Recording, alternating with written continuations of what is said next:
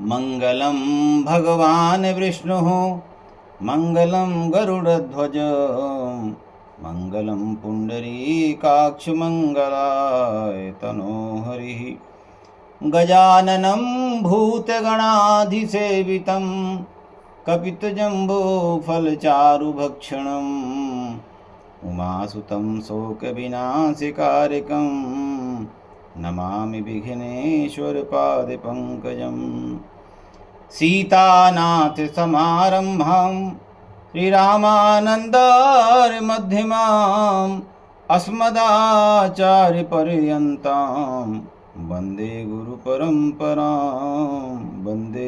गुरुपरम्परां श्रीराम जय राम श्रीराम जय राम। श्री सीताराम भगवान के चरणों में कोटि कोटि दंडवत।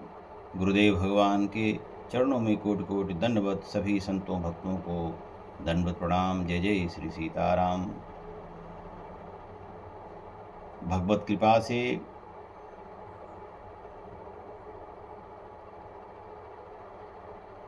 भगवान के परम रसिक संतों के द्वारा कभी कभी इस दास को भी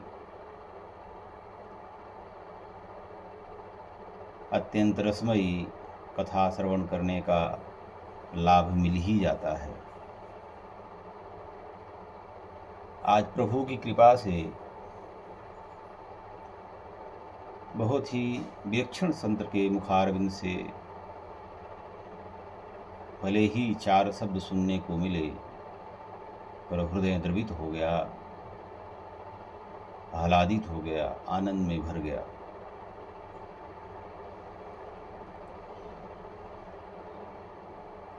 अब अपने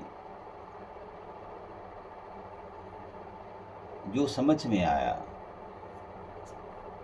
जो इन श्रवण इंद्रियों के माध्यम से जो अंतर्मन में जो शब्द जो भाव गए हैं, उन्हीं को पुनः मैं अपनी जिह्वा से कुछ 4 शब्द बोलने का प्रयास करूंगा। बिना सत्संग के ज्ञान भी नहीं होता है, बिना सत्संग के भक्ति भाव भी नहीं होता है, विचार ही नहीं बनता, लगन ही नहीं लगती। तो भगवान कृपा करें कि सब जीवों को संतों का सत्संग प्राप्त हो, भगवान की कथा, भगवान के भक्तों की कथा का लाभ मिले, तभी तो ये जीवन लाभान्वित होगा।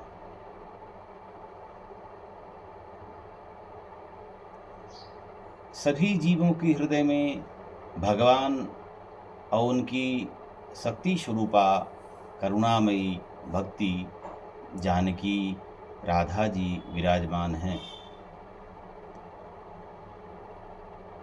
पर जब तक जीव के हृदय में भक्ति का भाव नहीं होता, दैन्य भाव नहीं होता, शरणागति का भाव नहीं होता, संतों की कृपा प्राप्त नहीं होती, भगवान का अनुग्रह प्राप्त नहीं होता, तब तक वो भक्ति भी उसी तरह से संकुचित सकुचाई हुई हृदय रूपी लंका में बैठी रहती है, जैसे लंका में माता जानकी रुदन करती हुई चिंतित अशोक वृक्ष के नीचे बैठी थी। भगवान कृपा करके जब किसी जीव को भक्ति के पास भेजते हैं, तो जब तक उसका हृदय या कि वो परिक्षेत्र जब तक कलुषित रहता है, अहंकार से, विषय से, विषय कामनाओं से, क्रोध से, ईर्ष्या से, अहंकार से, तब तक भक्ति संकुचित सकुचाई हुई बैठी रहती हैं, रुदन करती रहती हैं। कभी किसी भी जीव के समक्ष प्रकट नहीं होती, अपने भावों को प्रकट नहीं करती, अपनी कृपा को प्रकट नहीं करती।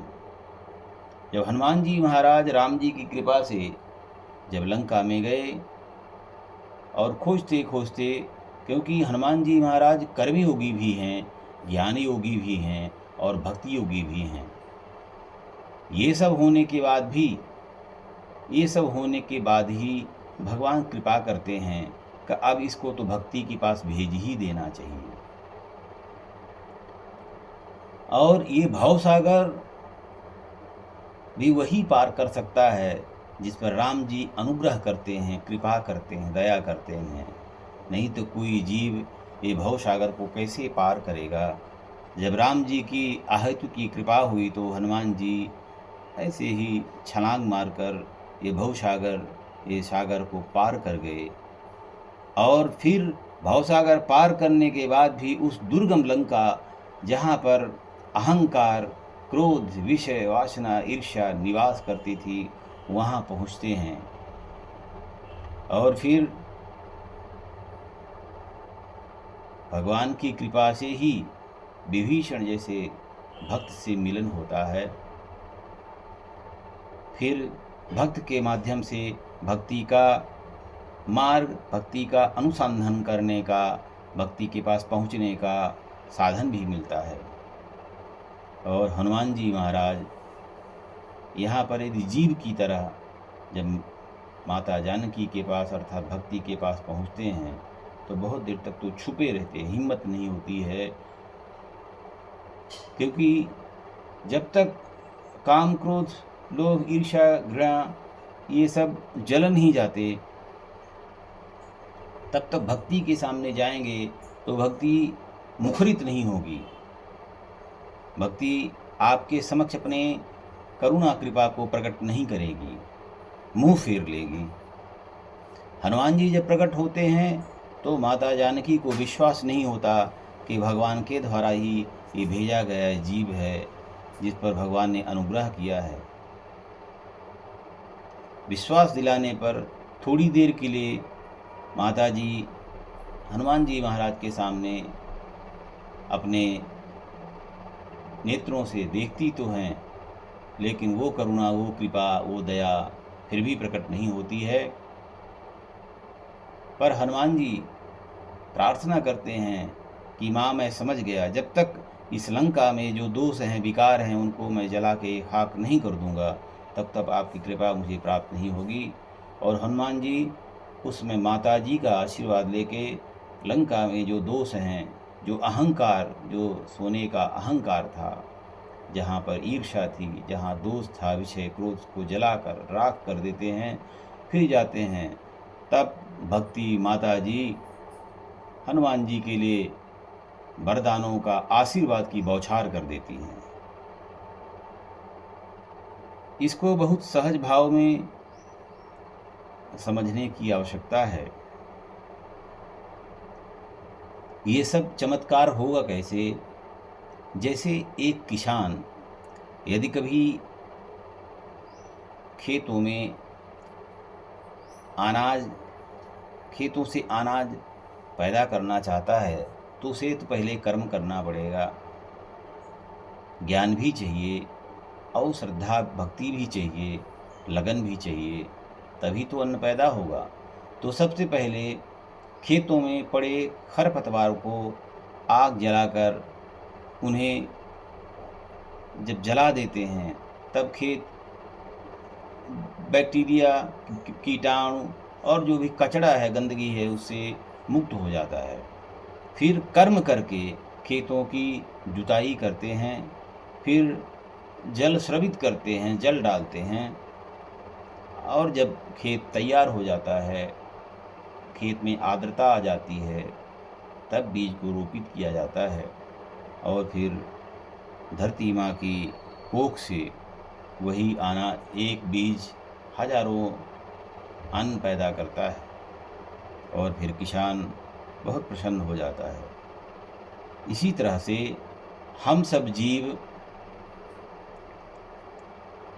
हमारा भी हृदय अभी खरपतवारों से, गंदगी से, कचड़े से जो दोष हैं, अहंकार रूपी कचड़े हैं, विषय वासना रूपी कचड़े हैं, खरपतवार पड़े हुए हैं, पटा हुआ है खेत में, जब भगवान की कृपा हो, यदि लालसा हो, जिज्ञासा हो, शरणागति का भाव हो, भगवान का भजन करते रहें, नाम सुमिरन करते रहें, तो भगवान कृपा करके हनुमान जैसे कोई ज्ञानी नाम अग्रगण्य कर्मयोगी भक्ति योगी को हमारे हृदय रूपी लंका में भेजकर हमारे जो विषय रूपी खरपतवार है उनको जला देते हैं।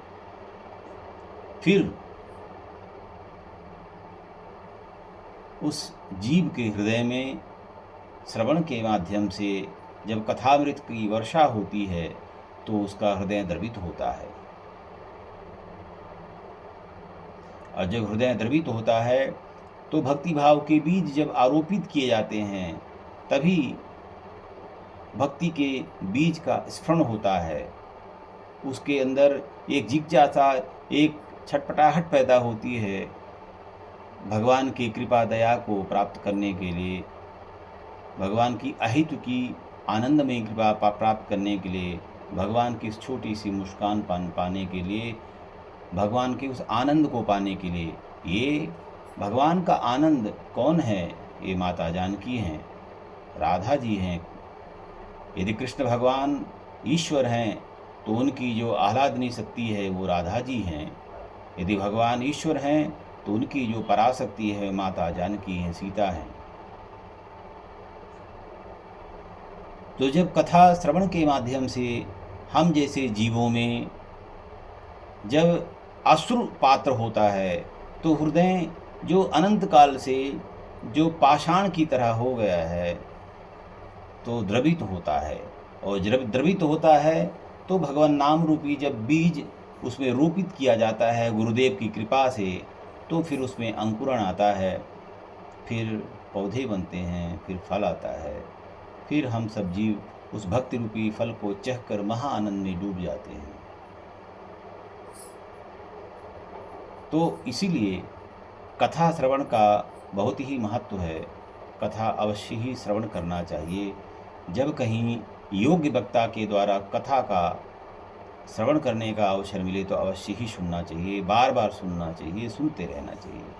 कथा सुनते रहने से हमारे अंदर जो अनन्य दोष हैं सब दोष धीरे धीरे नष्ट होते हैं, और जब मन निर्मल हो जाता है तभी भगवान कृपा भी करते हैं। मोहि कपट छल छिद्र न भावा, निर्मल जन सो मुहि पावा। भगवान कहते हैं कि जब तक दोष हैं, जब तक दूषण है, गंदगी है, तब तक भगवत कृपा कैसे प्राप्त होगी, कैसे दिखाई देंगे भगवान। तो इसलिए हमारी इन आँखों से जब दोष रूपी पर्दा हट जाता है, गंदगी हट जाती है, तब भगवान का साक्षात्कार होता है। फिर भगवान कभी कभी कृपा करके किसी किसी जीव पर कृपा करके भक्ति प्रदान करते हैं। ऐसा नहीं है कि भगवान मिल गए तो सबको भक्ति प्राप्त हो जाएगी। भगवान बहुत दया करने के बाद जब जीव पीछे ही पड़ा रहता है तब भगवान दया करके भक्ति प्रदान करते हैं। सूर्य तो रोज उदय होता है। यदि हम सब सोचें कि ये सूर्य की गर्मी से ही इस संसार में सब कुछ संभव है, तो धरती माता की यदि कृपा नहीं होगी। संत लोग कितनी अच्छी व्याख्या करते हैं कि सूर्य तो रोज ही उदय होता है। थोड़ी दूर धरती से ऊपर जाके जाओ, पहाड़ियों में जाओ तो वहाँ शीतलता है, ठंड है, बर्फ़ पड़ी हुई है, वहाँ का तापक्रम टेम्परेचर -डिग्री में चला जाता है। लेकिन वही सूरज की किरणें जब धरती पर पड़ती हैं तो वो उष्ण हो जाती हैं, गर्म हो जाती हैं। ये सब धरती माँ की कृपा है। इसलिए तो बोलते हैं कि माता जानकी भूमिजा हो गई, भूमि से प्रकट हुई, क्योंकि कृपा तो धरती माँ ही करेंगी। सूरज से तो उनकी प्रभा ही आती हैं, किरणें आती हैं, सूर्य की से किरणें आती हैं। सूर्य तो स्थिर हैं, सूर्य क्या कर रहे हैं, उनकी किरणें धरती पर पड़ती हैं। तो माता धरती की कृपा उन किरणों से जो एक उष्णता बनती है, वो उसी से उर्वरा शक्ति आती है, उसी से फिर अनाज, फल और न जाने क्या क्या जीव के उपार्जन के लिए, जीविकोपार्जन के लिए सभी अन्न फल उत्पन्न होते हैं। इसी तरह से राम जी तो सदा हैं, सर्वदा हैं, रोम रोम में हैं, कण कण में हैं। पर जब कोई जीव जिज्ञासा करके, जब उसको इच्छा होती है, उसको तड़प होती, छटपटाहट होती है, तो अंधकार कमरे से बाहर निकलता है, तो उसे सूर्य के दर्शन होते हैं। फिर उन सूर्य की जो रश्मियाँ हैं, किरणें हैं, उस पर पड़ती हैं, और फिर उसके अंदर से जो भी वासना रूपी जो गंदगी है, कूड़ा करकट है, जब जलता है, इसके बाद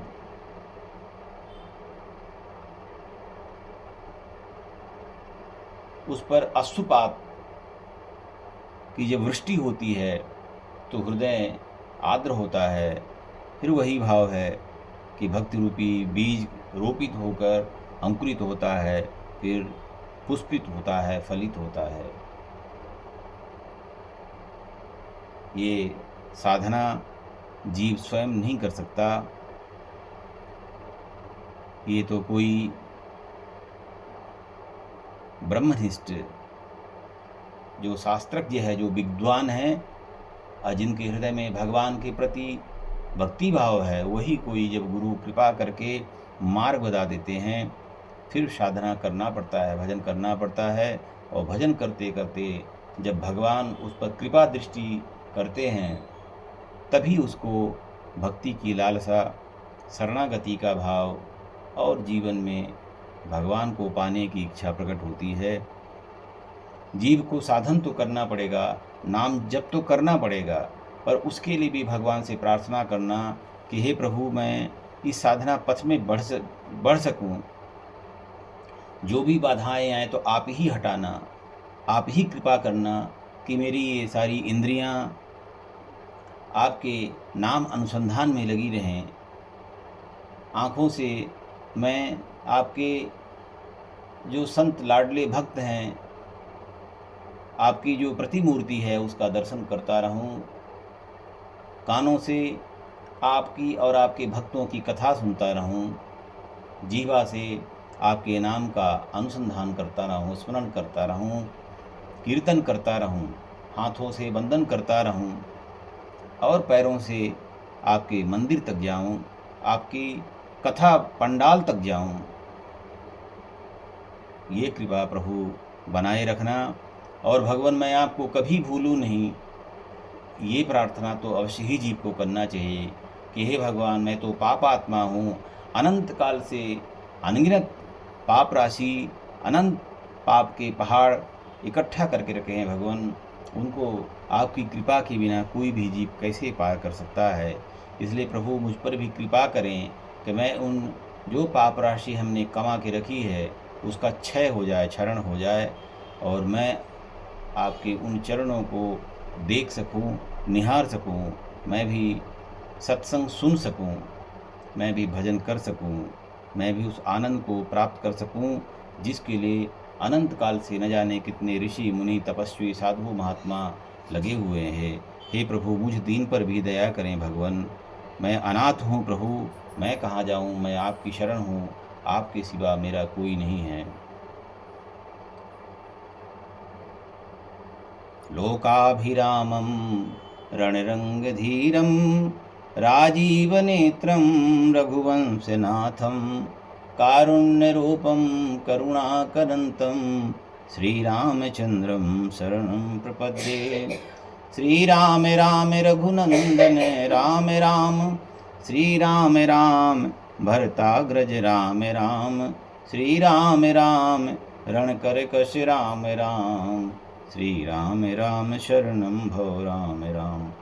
त्वमेव माता च पिता त्वमेव, त्वमेव बन्धुश्च सखा त्वमेव, त्वमेव विद्या द्रविणं त्वमेव, त्वमेव सर्वं मम देवदेव। माता रामो मत्पिता रामचन्द्रः स्वामी रामो मत्सखा रामचन्द्र सर्वस्वं मे रामचन्द्रो दयालु नान्यं जाने चैव न जाने न जाने। जय जय श्री सीताराम, जय जय श्री सीताराम। हे प्रभु आपकी जय हो राज, जय श्री सीताराम।